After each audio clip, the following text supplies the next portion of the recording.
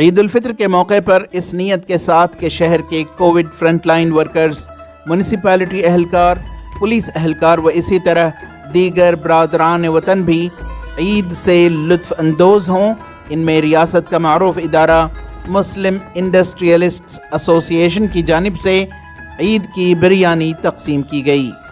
इस मौके पर बात करते हुए MIA की रुकन सैयदा अयमन ने कहा कि कोरोना वायरस के दहशतनाक हालात में भी बेशुमार कोविड वॉरियर्स इंसानियत की खिदमत में सरगर्म हैं, लिहाजा आज ईद के मौके पर इदारे की जानिब से इनमें ईद की बिरयानी व मिठाई तकसीम की गई।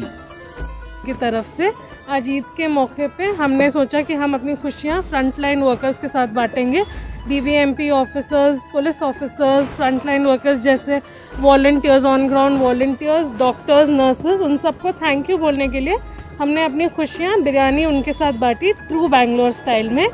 और थ्रू आउट मैंगलोर 1000 पैकेजेस हमने डिस्ट्रीब्यूट किए हैं फ्रॉम दसराहली टू भारतीय नगर। अल्हम्दुलिल्लाह आप सबको हमारी तरफ से ईद मुबारक। रमज़ान, आज रमज़ान है, मुसलमान भाइयों को ईद का मुबारक है।